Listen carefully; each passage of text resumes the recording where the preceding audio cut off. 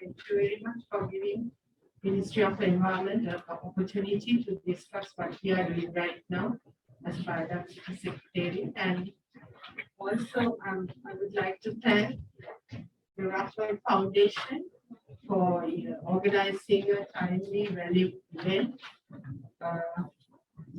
to present the existing conservation activities. So, in brief, if I go to vision of the Biodiversity Secretariat, Sri Lanka's biodiversity is valued.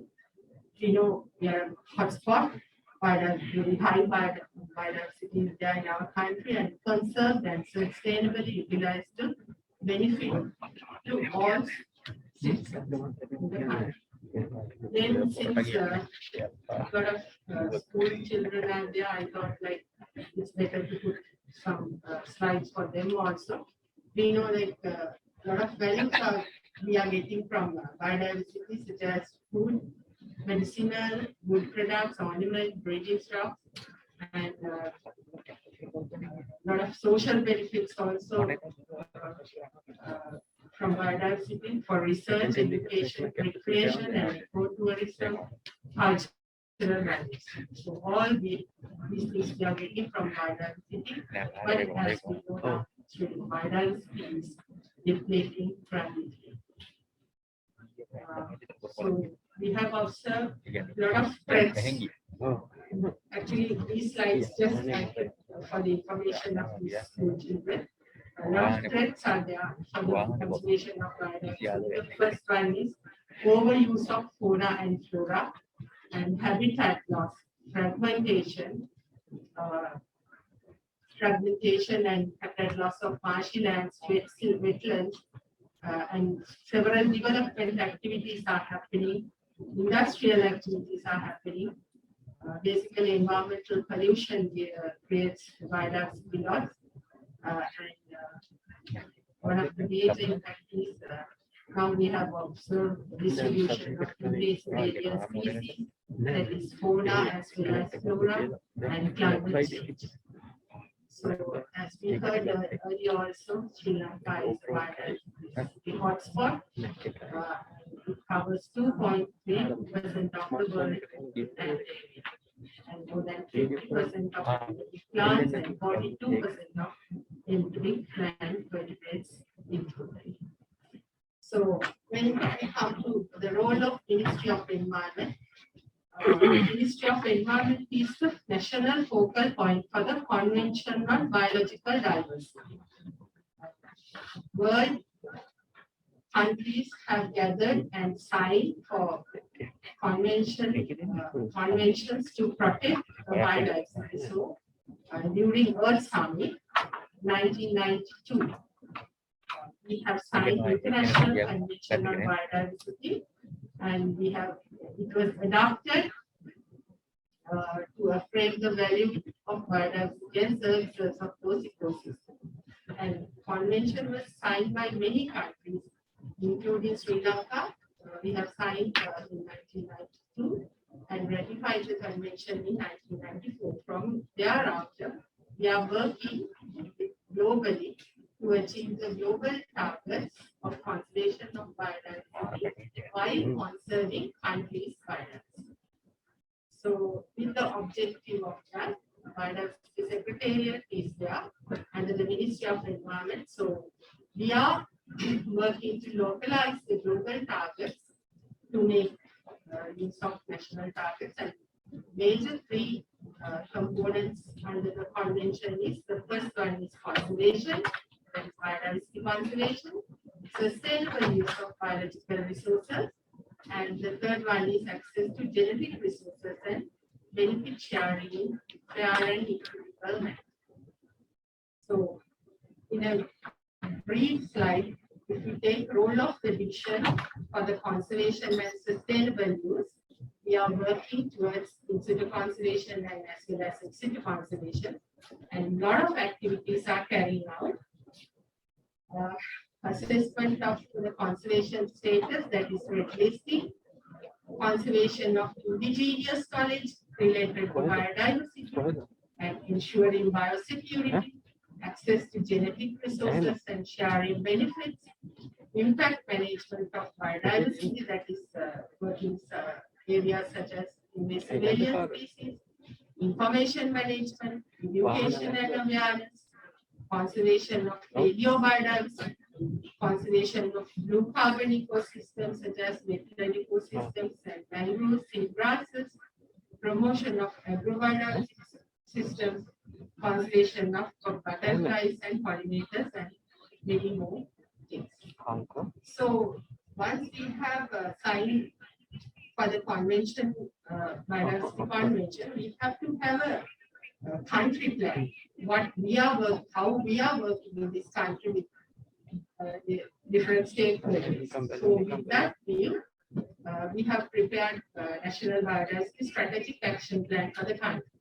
And cabinet approval we have received in 2017 with a panel of experts, stakeholders, and with a view of all conservation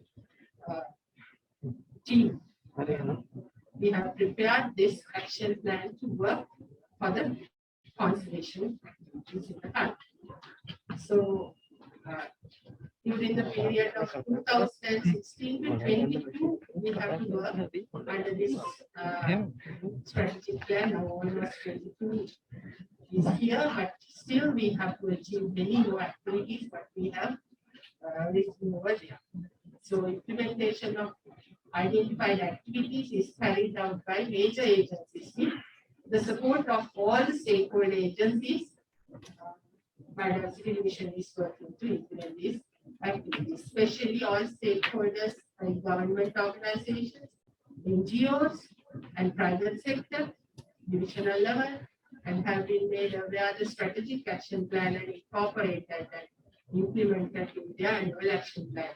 So we have prepared, and what we are doing, we will be discussing with relevant stakeholders, and we will be putting the relevant activities into their annual action plan.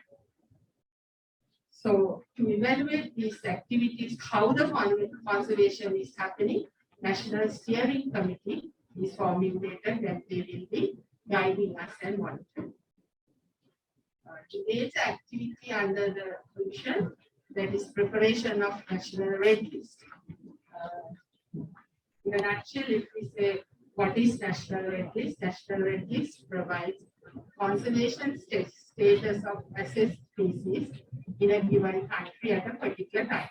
So Red List indices provides the status of threats in country or region, that is threats for the fauna species as well as for the flora species. So recently we have published the National Red List Flora 2020, and out of that, the results of that, we found 3,087 angiosperms were evaluated, that is flowering parts, and found 1,496 are in threatened categories. So that is alarming situation. 48% of flowering plants and angiosperms are in Sri Lanka under threatened category. So we have to take necessary action for the conservation as we discussed. So this is the one important tool. So preparation of National Red List Flora as well as fauna. Fauna work is carrying out right now.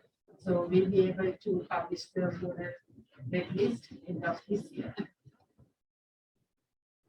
And we have given several endangered native and endemic plant and animal species. So we are getting such identification and values and species status after assessment of this National Red Listing process. And the other major activity is pollinator conservation.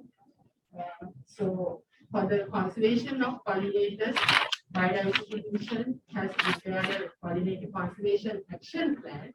And after that, pollinator inventory, again we have prepared with the National Museum. Successful conduct of workshop in various areas, targeting different sectors, especially school children, universities, colleges. We are varying on importance of pollinator conservation and implementing the pollinator action plan. And as well as butterfly conservation, another important area, how we are carrying out under our ministry. So I will show you some school programs we have conducted for schools who are interested.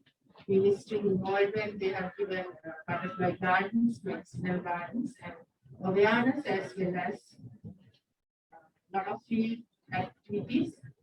So a lot of experts joining with us for these activities, especially Mr. Sunapala, who are here right now. He's joining as expert for these activities. So thank you. And the other area is access to genetic resources and benefit sharing. Under that, we have a policy. Under this policy, main objective is to prevention of biotheft and biopiracy, confirmation of intellectual property rights, fair and equitable sharing of traditional knowledge and benefits. So yeah, I'm just using 15 minutes. I have to cover all these aspects. So I'm the other area what we are focusing on in management of invasive alien species. When you consider invasive alien species are animals or plants and other organisms introduced by humans into regions which are out of their natural range of distribution. So outside species are coming and they will be establishing very nicely suppressing native species. This is for fauna as well as flora. So we are working to control of invasive alien species. In this slide I have shown priority list what we have observed in year 2016. So now we are working with different organizations such as Wildlife Department, Forest Department to control this invasive alien species from our natural habitats. This priority list for plant list, 20 invasive alien species identified, and as well as there's another list coming, potential list. Priority list is there, but potential list also there. So a lot of invasives are coming from countries with as ornamental and accidentally introduced. So country is suffering. Now we have to control. Major thing is to provide awareness and make people aware of what are the repercussions of these things. So, as well as flora, we have a faunal invasive alien species. Most of these species have introduced accidentally by ornamental fish. Maybe so. Now we are continuing continuous awareness programs to control this invasive alien species and spending money also. And under that, establishment of an institution and coordination mechanism. So invasive alien species management units we have established. And the first thing, we have a national policy right now for the control of invasive alien species, training programs, drafting of initiative, Invasive Alien Species Act. We have no any legislation to control this. So that is, they are now making pre-risk assessment and post-risk assessment protocols, preparation of private list and potential list are happening under the biodiversity division. So these are some practical engagements to control invasive areas. It's time consuming as well as inexpensive. Once invasive species are invaded to our natural environment. After that, another major activity is conservation and sustainable utilization of mangrove ecosystem in Sri Lanka. So conservation, for the conservation mangrove ecosystem, we have a national policy, and to be the champion in mangrove restoration, Sri Lanka had to demonstrate successful practices in science-based research. Restoration is happening everywhere, but science-based restoration is important.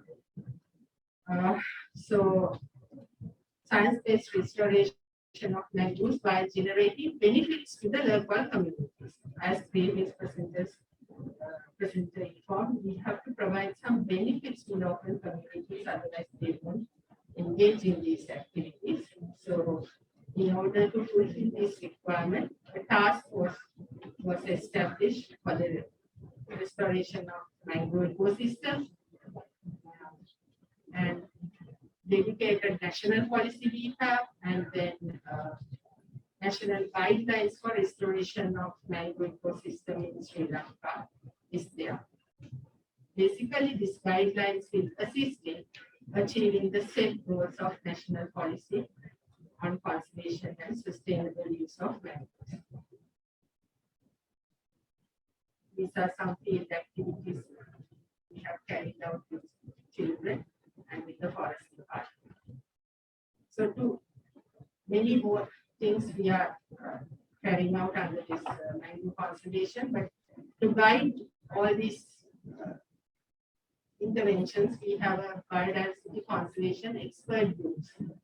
A lot of experts group are gathering from different areas. All are specialists from universities and species specific. So all these committees are supported by the Division Ministry of Environment to upgrade these activities, and when any issues are arising, they will be supporting us to solve this.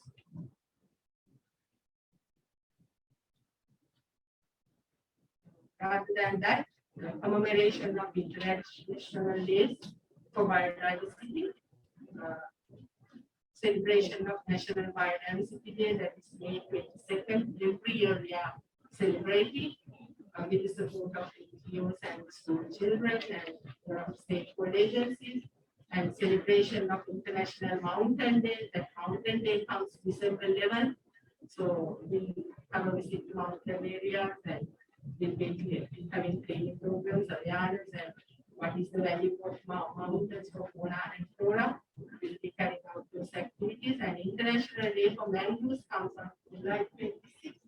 So again, we have a national celebrations for that. So we'll be basically working with school children to commemorate these as well as we have foreign funded projects right now under the Biodiversity Division. And a lot of publications we have, if you would like to refer the Species Biodiversity website under the Ministry of the Environment. So we have a lot of publications, guidelines, reading materials, which would subject for the conservation activities. And I would like to invite, since students are here, you all can join with us when you need some environmental activities. You can request from us. We will be there to assist you with some conservation activities in your schools.